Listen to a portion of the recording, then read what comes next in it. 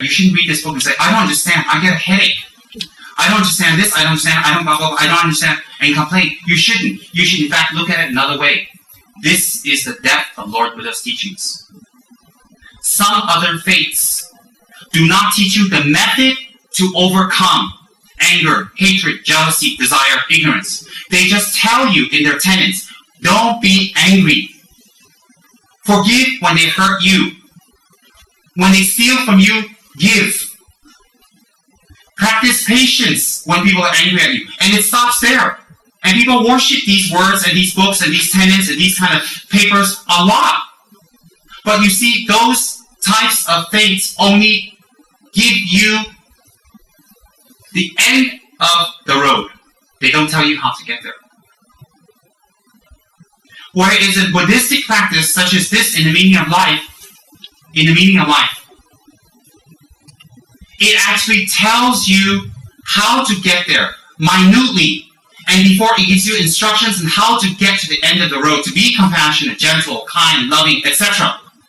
It tells you how to develop those qualities by telling you the knowledge. And the knowledge is told to you by people who practice it, who definitely have those attainments. So people with those attainments receive those from another person who has attainments and practice it. And they can teach you. And it's so complicated. In fact, when you see how complicated one of this is, you should in fact take refuge in Buddha's teachings even more. Why? It's scientific. It's logical. It's concise. It's clear. It's direct. And there's no room for doubt. And there's no blind faith in this book at all. Not one iota of blind faith. You have met the teachings of Lama Tsongkhapa, who give you this type of teachings that is not just follow, if you don't go to hell. Do, how to do, don't know. Give, why, don't know. And then at the end of that, a promise of heaven.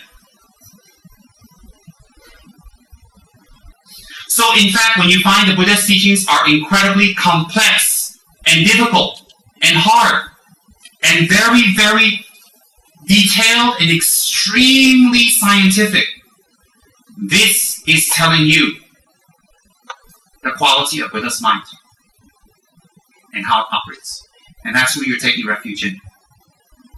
That's who you're taking refuge in. Someone who can speak about this. And for us, we read it, we're just think about it. But His Holiness can give 3 days of discourse on this in detail. His Holiness. Don't even call Dalai Lama. His Holiness. I have a different title.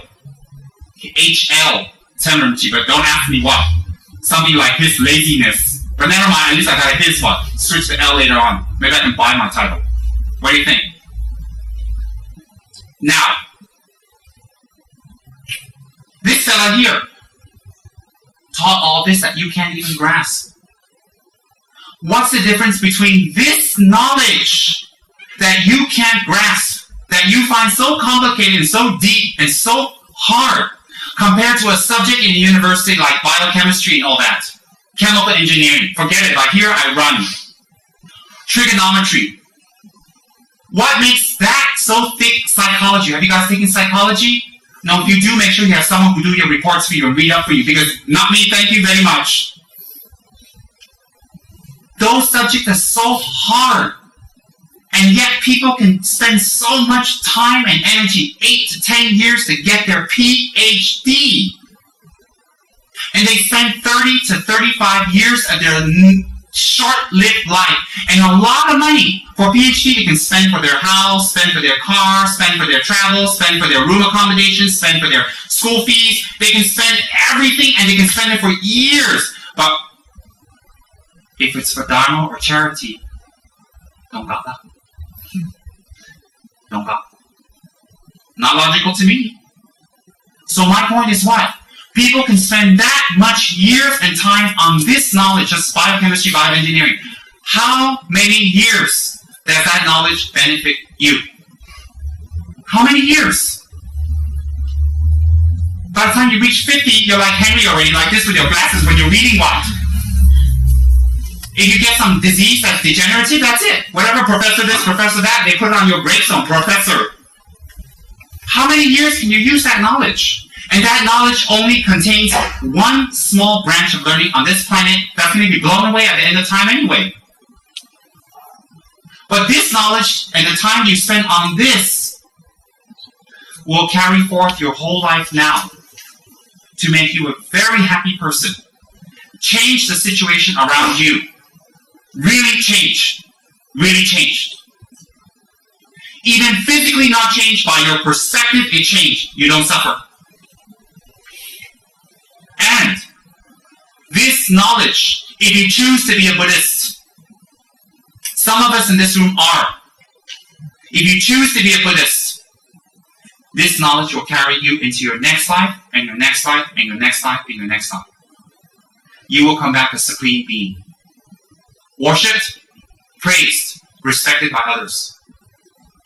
Great appearance, great speech, great motivation, great mind, and anywhere you go, whether you have a degree or not, you will be able to achieve what you want to achieve. By hook or crook. Why? You have the qualities that are fundamental to make it, the 6 paramitas. The knowledge we go for school is something that people don't have a higher thing to do, so they do that. They don't have anything higher. People say education is good. It is good. It is good. It itself is not good. And that only is your source of happiness? No. No. That means every single educated person with a degree is fabulous and wonderful and caring and sharing and loving and very open-minded and very unselfish. I don't think so. In fact, His Holiness says in his video on compassion that sometimes education becomes a major obstacle for our development as a human being. So, this knowledge that you spend time on, and I love His Holiness, on page 34, he says like this, so keep your mind on the topics being discussed. Listen with a pure motivation, without sleep. I love it, page 34. Even His Holiness has got people sleeping on him. I feel better. I feel wonderful. When I read that, I highlighted in yellow, look. Even the Dalai Lama got people sleeping on him, dozing away. So he says here, without sleep. I said, okay, I'm holy. What do you think about that? Nothing more irritating than looking out in the crowd and you're talking away and how many years you took to learn the Dharma, how much effort you came to come here, how much time you put into building a temple, how much effort and meetings you had with committee and people to put air conditioning and set a system up, and then how much effort it was even to put out the cushions and lay out the flowers and turn the place on and get it ready so people can walk in and give a teaching and they sit there like, let me tell you, if it wasn't for the 6 paramitas, I showed them something else, only 5 though. The 5 paramitas. They don't think about that. So, people who enthusiastically attend the Dharma are unhappy to attend the Dharma things. They're not good. They're trying to be good. People who unenthusiastically don't want to attend or try to avoid or don't want to, they're not bad. They're trying to be good too. All in it on one's level of ignorance. One's level of ignorance. So, when you see this much knowledge, this much incredible diversity in knowledge that is pure knowledge, is not even scholastic.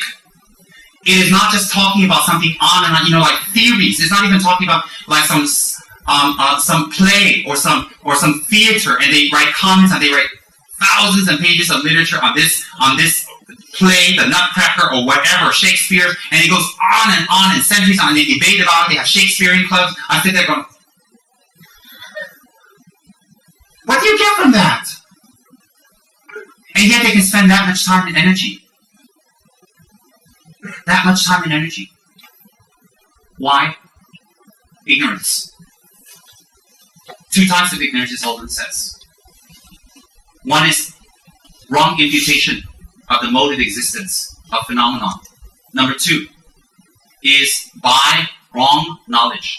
When people give us wrong knowledge, when we follow a wrong religion, when we follow wrong people, when we follow wrong teachers, when we follow wrong knowledge, then we base our practice on wrong knowledge. And many people here, when they hear some rumor, they say, oh, I heard that, bye-bye, see you later, bye Guru, bye Dharma, bye, they give the altar back, they give everything back. Immediately by rumor, they run off. By wrong knowledge, they create ignorance in their mind. Some people follow wrong teachers. Teachers that teach funny things, say funny things, not logical, mystical, you cannot meet, you cannot see, you never hear, you have to visualize. All you can do is visualize. And whatever they teach, we follow. When we follow, no result. Why no result? We have to check if the 6 parameters are growing. We have to check. So ignorance that arises from wrong knowledge, or wrong teachers, or wrong bases, or wrong conceptions, conceptual ignorance, is also very detrimental. A wrong conceptual ignorance is able to repair much faster and easier than imputed ignorance. Much more difficult to repair. Because imputation or imputed ignorance based on wrong imputation is very deep-seated, and it goes on for many aeons. And it's with us in life after life after life. So when we see these vast corpus of teachings, when we see these vast corpus of knowledge, in fact, instead of being shy or scared or run away, we should in fact develop greater faith by changing our perspective, by really trusting the Buddha's teachings. And you know how that affects us? When we really trust the Buddha's teachings, and then all the things that we found difficult to do, you will see it melt away. Why? Born from knowledge, born from logic, born from contemplation, arises faith. And faith will help us even in situations when we don't understand the situation, because if the Buddha's Dharma says don't or do, we do it based on faith. And that faith is arisen from another knowledge we have gained. So when we are able to be generous, it can arise from faith. If we're able to be patient, it can arise from faith and not knowledge. If we're enthusiastic and not lazy, it can arise from faith. Why can it arise on faith? If we take the time to develop faith, then faith will arise. And how do we develop it? We can examine our teachers. We can examine our teachers' teachers. We can examine the great structures such as Gandhi and how they operate. We can examine other Dharma brothers and sisters who do so much work unselfishly so that we can just waltz in and have the Dharma. We can look at generous sponsors who, instead of keeping money for themselves and for their betterment, they can give money for the Dharma so that other people can gain. Then people say, oh, I don't want to do Dharma work because it's dangerous. It's not dangerous. You make it dangerous. You make yourself in danger anywhere you go because it's your own attitude. Oh, I don't want to work for Dharma. I'm scared. I collect back karma. No. You collect back karma on your own before you met Dharma. Hello? Before you met Dharma, you were doing fabulous collecting back karma. After you met the Dharma, it's that Dharma tells you what's right and wrong, and you're a little more conscious and scared. And you know. But before Dharma, you were collecting a lot of back karma on your own. Doing a great job. You don't need any help. We should pay the tanka if you make offerings to you. That's right. So don't say, oh, if I'm in Dharma, I collect a lot of bad karma, I can't do this, I can't do that. Lame, tired, ignorant excuse. Dharma's so hard. I hear that all the time. I can't push myself. That's the way I am. It's so difficult. It's not Dharma that's difficult. You're difficult. Dharma doesn't make anything difficult for you. When you tell people Dharma is difficult, automatically anybody who knows Dharma look at you and say, oh, mommy, come at home. People not in Dharma, they say, either way, Dharma is stupid one. And the people on your level, they yell out, Dharma very hard, bro. Let's run away and let's go hang out at home and pick our nose, eat a pizza, and oh, mommy, come home, watch TV, and we'll be a Buddha, 20 billion aeons later. Yeah. So when you tell people Dharma makes your life hard, Dharma makes your finances hard, Dharma makes your mind difficult, Dharma takes your time away, Dharma takes too much time, I am very sorry. You are wrong. If you spend money for the Dharma, you get the benefit now and in the future. Read the book. If you spend your time and energy in the Dharma, you get the benefit now and later. If you fight your mind in accordance with the Dharma, you get the benefit. So if you say Dharma is hard, you're wrong. Dharma is not hard. You're hard. The harder the Dharma is the harder you are. If you have to stay awake during Dharma talk and you find it difficult, test yourself. No joke, no criticism. Test yourself. If you're watching a movie the whole night, some fashion show or some movie or some whatever that you like, are you wide awake? I've tested my friends. I've gone to a movie with people up till 3, 4 a.m. when it's a movie they like. Someone when finished, they go, Gamua. Dharma talk, they're sleepy. There's no criticism. That's how you check your mind. That's how your mind trick you to make you feel Dharma is hard. When we feel despondent, when we feel disappointed, and when we feel down about Dharma or Dharma people, it's a good sign. Why is that a good sign? Because your mind is healing. It's debating, it's thinking, it's going through, and it's comparing. Because a lot of things that you see, it challenges you to change. So your fear of change makes you scared, depressed, lazy, despondent, don't want to be involved, want to go away. Why? You're afraid your happiness is being taken away or challenged. That's wrong. When you're feeling depressed and down, when you feel loss of faith or confidence, it's a very good sign. And you should not hold on to it. You don't make it more, you don't make it less. You let it pass. You observe it like every other emotion. I mean, some of you are married to husbands and wives. Didn't you think, I want to divorce? And then when you let it pass, okay. Sometimes you're in a job, I want to get out of here. When you're there for a few months, 1 year, 2 years, okay, I stay, I like it. People, food, even some food you're like, ugh. Then after a while, say, oh, I like more. Anyways, when you feel down and lazy and despondent, what's despondent? When you feel despondent, 当你觉得心情很绝望， depressed, 然后很沮丧， no hope, 没有希望的时候， and as a result, laziness, 然后造成气 lack of enthusiasm, 没有热情， it's a good sign. 这是一个好的现象。 Definitely it's a good sign. It's because I felt that when I was in America. I told some of you guys who know me, I gave a practice in sadhana, a couple of times. I'll see you later. Like I told some of you when I was in America, I had a great altar. You can see the picture of it in my book, if it ever comes out. I covered it several times. And I said, I'm not praying to you guys. I don't get any results. I'm poor, and I'm having difficult problems and all that stuff. I stopped praying. After a few days, I opened up, say hello, and changed my mind. And I actually go, are you guys still my friends? They're still smiling at me. Tara's still smiling. Shakyamuni's still smiling. Vajrapani's still pissed off. Setup is still unhappy. Whatever. But it's all the same. And when I go back to my guru, say, oh, welcome back. I'm like, oh, it's healthy. You know why? When in our life have we not felt depressed or down or disillusioned 缺乏希望， about anything in our life? When? We felt disillusioned, depressed, regretful about our wife, about our husband, about our children, about our dog, about our friends, about our flatmate, about our jobs, about the way we look, about the clothes we bought, the trip we went, the people we're hanging out with. We felt like that many times. What difference does it make? It's our mind doing it again. It's our mind doing it again. How many times have we made commitments in the past and broke it? Don't want. How many? We made so many commitments. We want to do this, we want to buy this, we don't want to buy. We want to buy, don't want to buy, don't want to buy, don't want to buy. When it comes to food, buy lot. How many times?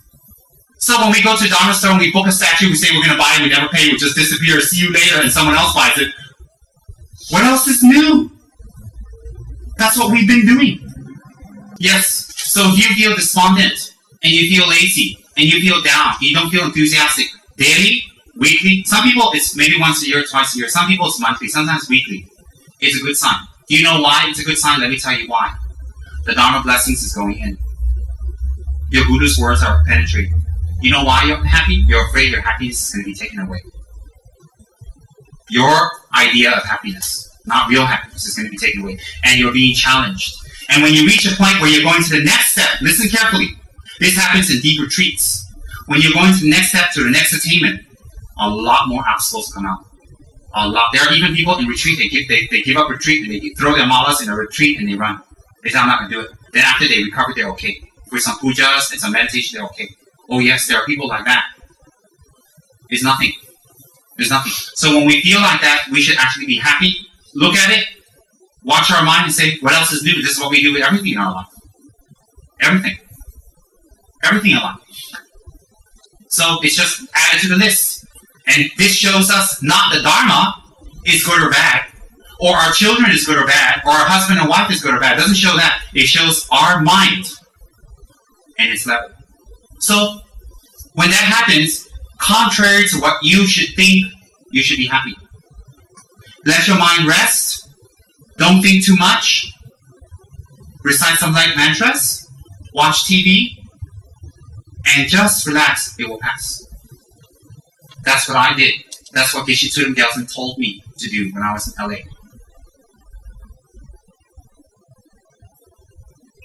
And that happened to me in Gandhin too. A couple of times. Severe depression. So that's it. I actually packed up my bags and ran away to Hubli. I know, confessions of confessions from a monastery, okay. I actually packed up my bags about 2 times and ran away to Hubli and locked myself in a hotel. They came and found me. They were at the door, they're like,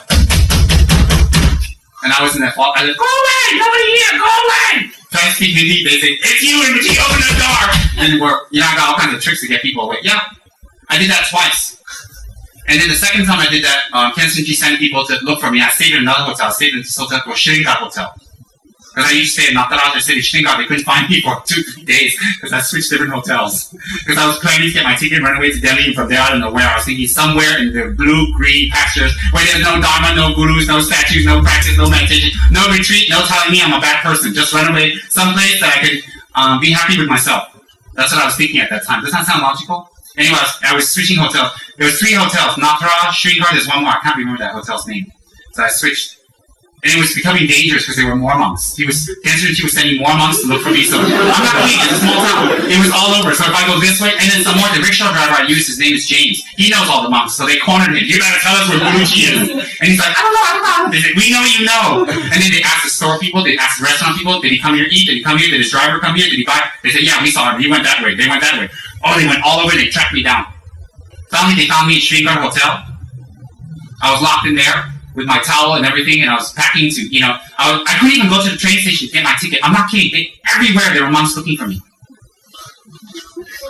And a part of me was like, smell, I'm important too. But a bigger part of me was, I wanted to get away. It's so hard to study. It's so hard to follow the disciplines. I don't want to give up being a monk, no. Just a monastery. It was so hard.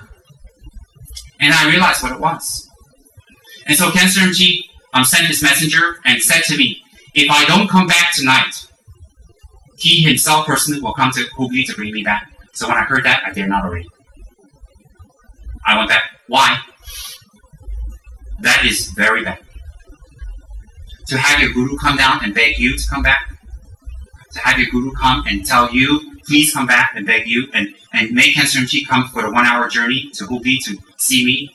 You see, even though I was like depressed, despondent, I want to give up, deep down inside, I have deep respect for my guru. I dare not. So when he said that, I went back. When I went back there, I thought I'm going to get a big song and dance about how bad I am, purification practice, 35 confessional Buddhas, all that stuff. He said to me, okay, go downstairs, have a nice meal, take a bath, and relax. I said, that's it? He said, yes. He said, relax your mind. And that's what I did. He never talked about it again, the second time, never said anything. Not because he was afraid, because Kenshin Ji is well known for scolding. Well known for scolding students. Let me tell you, he'll scream. I got screamed at many times. I just visualize his Dakini songs. Yeah, it is, and I realized that's my mind. So, when we experience this, don't worry.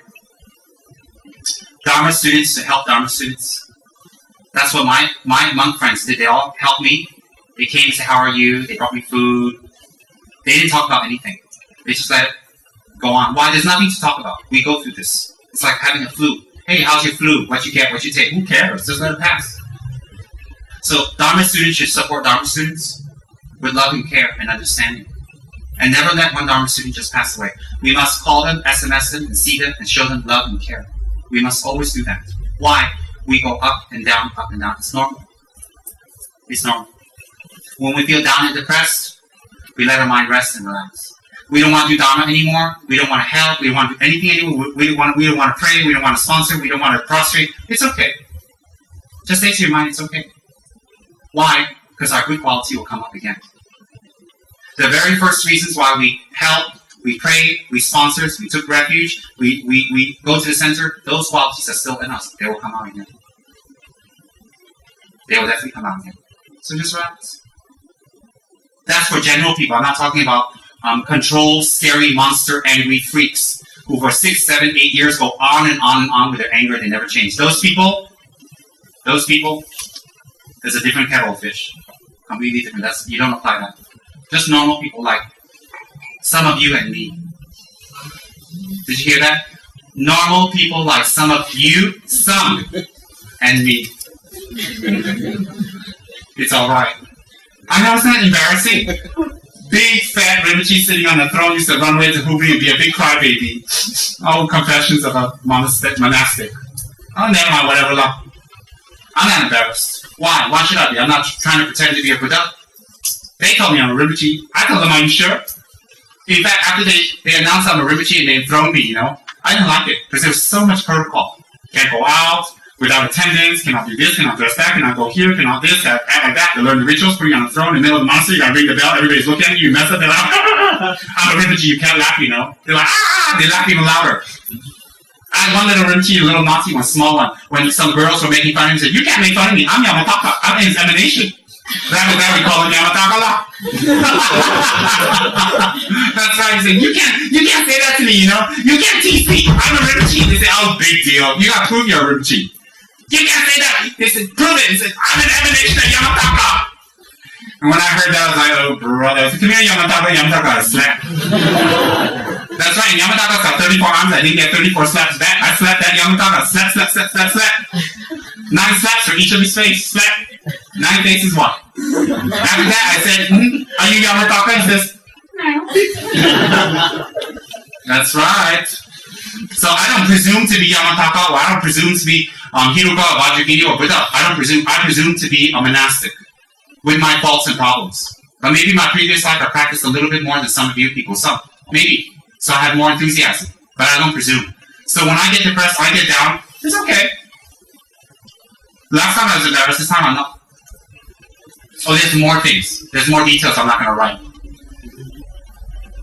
I did some attention things, I showed one of my students, I'm so depressed, I showed him a razor blade. He went, oh, you're not going to do that, are you? And I was like, I didn't say yes or no, I didn't think it. I needed some attention. I needed someone to tell me that I'm important. That I matter too. And I got it. But I did that once or twice, I didn't do it too many. If you do this smell thing that you're very important all the time, after a while people don't want to smell, bye-bye. You can't keep forcing people to recognize you're important and get attention. You can't. It finishes. After a while, people don't want to give you attention. Can you give me an answer? After a while, people are not going to give you attention. You'll run out. People are not going to entertain you anymore. People are not going to listen to you anymore. People are not going to believe you anymore. People are not going to have confidence or do things with you anymore. Not because they don't like you. Not because they want to hurt you. Because they don't trust you. And every time you're involved, you mess up everything. So they don't want to get involved with you anymore, not because they hate you, because you've done it so many times that if they want to start something new and move on, they can't because you keep dragging people down. So that's what we need to know.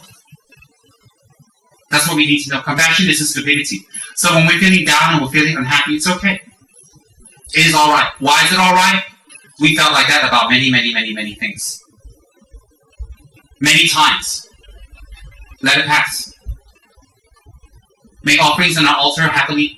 We don't feel like making, no problem. No problem at all. So, when you find it difficult for Dharma, when you find it difficult to understand, different perspective, how incredible the mind of Buddha is. How incredible the followers of Buddha is, like the Dalai Lama, Sri Rinpoche, how incredible. where they can teach us things that's so difficult to understand and even more harder to do. But they do it. They understand it. Doesn't that tell me that there is something higher than me? So if there's something higher than me, listen carefully, use inferential logic again. If there's something higher than me, and the higher than me tells me to do this, and I can't, then I should push myself to do it.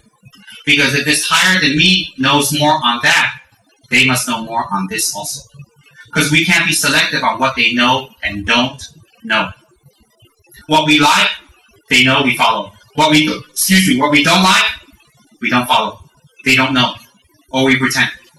That won't get us progress. That won't get us progress in school. That won't get progress in our marriage, in our house, in our friendship, in our life. It won't get us progress. We can't be selective. So that's very logical. You have to think about it.